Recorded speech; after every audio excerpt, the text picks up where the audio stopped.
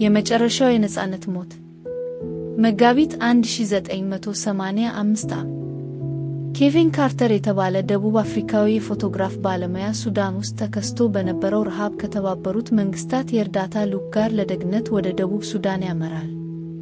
በአንዷ መከረኛ ዕለትም ይህችን ከታች የምትመለከቷትን ምስል በካሜራው አስቀረ።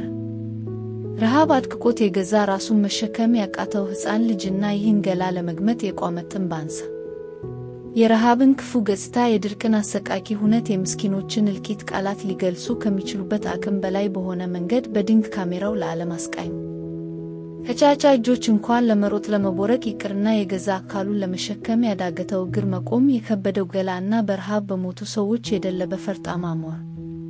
ይህን ፎቶ ከወራት በኋላ በ1985 ዓ.ም ለኒውዮርክ ታይምስ ጋዜጣ ተሸጧል።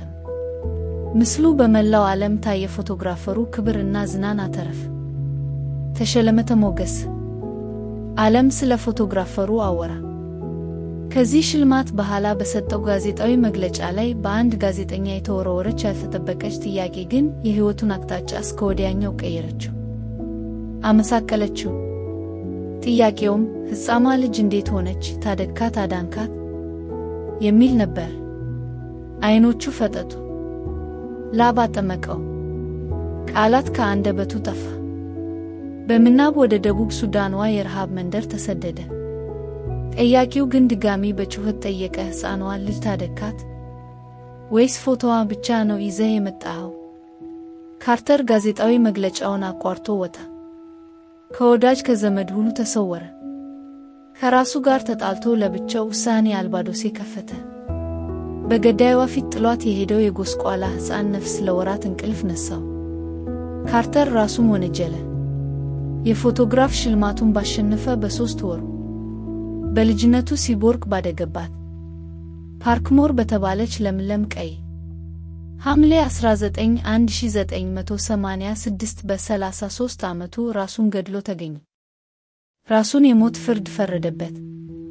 በሞቱ ዋዜማ ላይ ሆኖ ለወዳጅ ዘመዶቹ ባስቀረው ማስታወሻ የሚከተለውን ጸጸት አስፍሯል። ካለኝ ነገር ቀንሼ አልሰጠውም። እኔን ለማኖር ስራዬን ብቻ ሰራው። ሚቱ ከረሃብ ጋር ስትታገል ጥንብ አንሳው በእሷ ጠግቦ ይሆናል። ሚቱ የጥንብ አንሳ አራት ስትሆን በሚቱ ረሃብ እኔ ተሸለምኩ። ይህም እኔን ሚቱ ወዳለችበት የሞት ጎዳና እንዲሄድ ጸጸቱ አስገደደኝ። ደህና ሁኑ ዘመዶቼ። ሰው ሲራብ ሲቸገር ዝም ብላችሁ አትዩ።